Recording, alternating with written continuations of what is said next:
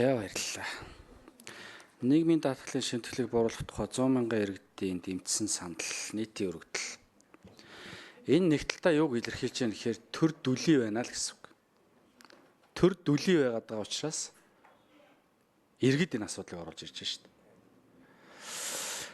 Нийгмийн даатгалын уян хатан тогтолцоог бид нар нэвтрүүлэхгүйгээр цаашдаа аж ахуй нэгжүүд дээр ирж байгаа харамтыг бууруулж чадахгүй. Нэг үлэгт. Нэмэгдсэн өртгийн албан татварын тухай хууль 2016 онд гарч ирсэн. Яагаад гарсан бэ гэхээр даалт байгаа эдийн засгийг ил гаргахтай холбоотой асуудал дээр шийдэл гаргасан л хууль шүү дээ, нүүтийн хууль чинь.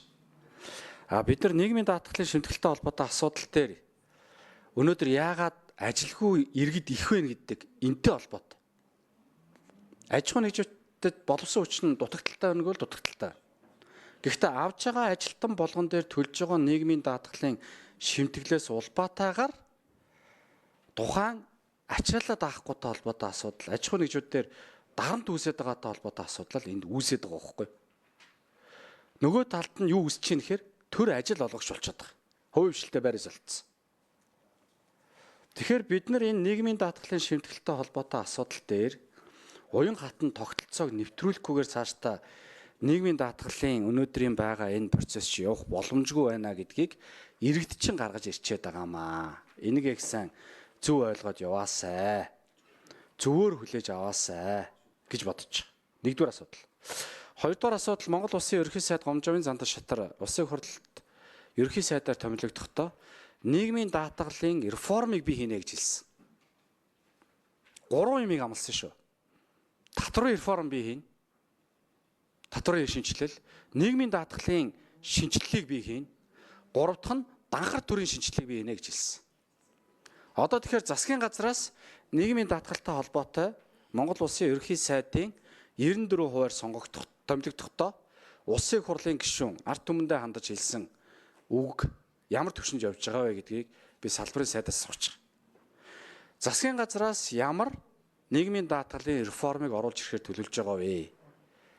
Төвшин нарын гишүүдийн өргөн барьсан 41 гишүүний тэр бол бас гишүүдийн тоо бол олон шүү. 41 гэдэг бол бараг 3-1 шахуу явж байгаа. Тэгэхээр бид нар нийгмээс чинь асуудал ороод ирлээ, иргэдийн зүгээс парламент дотроос чинь асуудал ороод ирлээ. Улсын хурлын чуулганы танхимд ерөнхий сайдаар томилогдсон Гомжовын Зандар шатар бас энийг мэдэгдсэн ба. Тэгээ энэ гурвын нийлбэрийг л хэдүүлээ зөв аргаад ирвэл болчих гээд байгаа. Аж ахуй нэгжүүдэд ийм болгочвол орлоготой байх иргэдийн чинь тоо нэмэгдэх, ажлын байр нэмэгдэх боломж бүрдчихэд байгаамаа. За, Абакир сайд хариулна.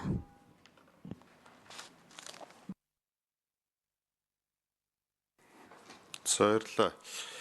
Батэрдны гишүүнтэй санал нэг байна. За, миний хувьд ч гэсэн өнгөрсөн 4 жилийн хугацаанд улсын хурал сууж байхдаа нийгэм даатгалын реформ одоо бусад улсын жишгтэй хөдөлмөр эрхэлж байгаа болон тэтгэвэр авж байгаа хүмүүсийн зөв зохистой харьцаа та байх ёстой гэж үздэг гишүүний нэг байсан.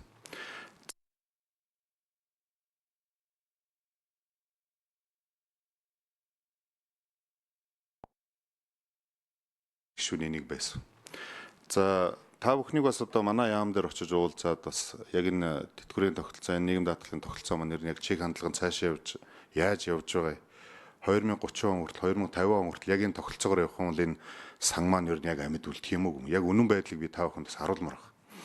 За шинжилгээний хувьд бол өдөр болгон шахуул одоо улсын хурлын гишүүдтэй болоод бусад олон улсын донор байгууллагуудтай уулзаад энэ манай энэ сангийн тогтолцоо энэ нийгэм хамгааллын тогтолцоо маань ер нь яг яаж явж байгаа юм гэдэг тал дээр өдөр болгон шахуул уулзалтууд хийж байна.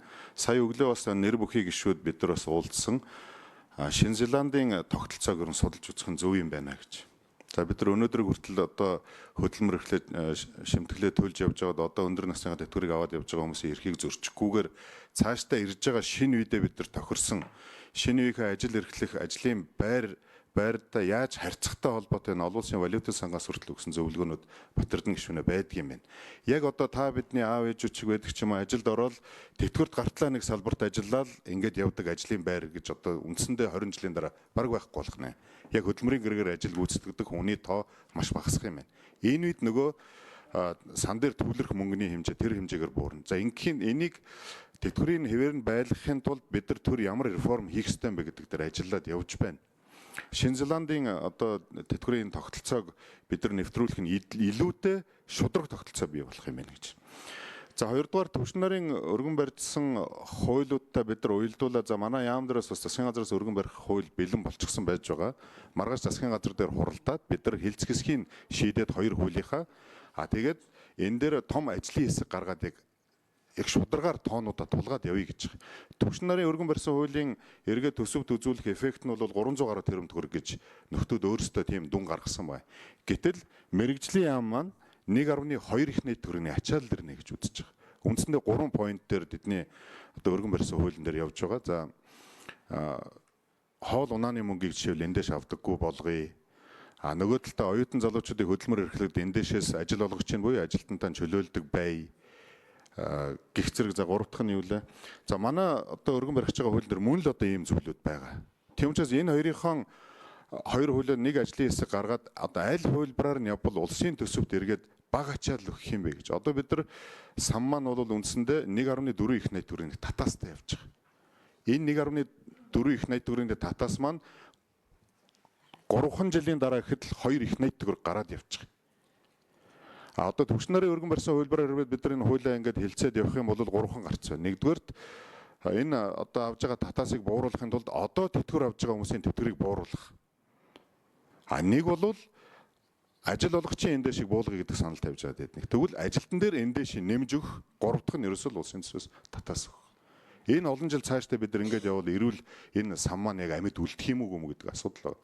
Тийм учраас яагаар байхгүй одоо сая та хэлж байна энэ төрн олигтой дөрвтэй юм хийхгүй байгаа учраас иргэдэн санаачлаг гаргаад байна шүү дээ. Нэг талдаа үнэ.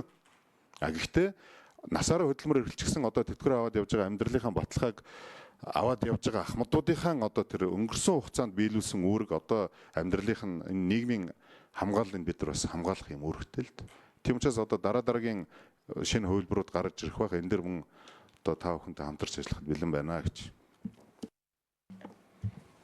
За Батэрдэн гишүүн тодтгол.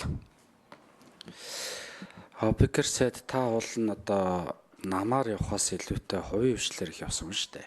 Би бол таныг хувийн хвшил дээр ирдэг дарамтууд, ажлын байр, хүн амыг ажилдаа орлоготой болгох, аж ахуй нэгжийг ашигтай ажилуулах тал дээр дуугарах хэвээр хүний нэг гэж бодож байгаа. Намаар явж байгаа тавигдсан сайд бол та биш. Тэр хүмүүсийн хандлага бол их өөр гэдэг. Засгийн газраар өргөн барьсан хууль засгийн газраар ороод хилцс хэсгийг дэмжихгүй. Засгийн газар дэмжсэн дэмжээгүй гэдгийг л гаргана. Дэмжээгүй ч их хурлаар орж ийн, дэмжсэн ч их хурлаар орж ийн. Энэ бол тодорхой. Бид нар нийгмийн даатгалын сантай холбоотой асуудлыг ерөөсөө хөндөөгүй. Бид нар нийгмийн даатгалын шимтгэлтэй холбоотой асуудлыг л хөндөж байгаа. Цааталтан сан багааг ойлгож байгаа. Гэхдээ би таныг сайд болцсон учраас ингэж тайлбарлаад байна гэж одоо гайхаад байна. Төр талаас тайлбарлаад байна. Аж ахуй нэгж талаас та асуудлыг олж хараад нэг аваад явахыг хүсэж.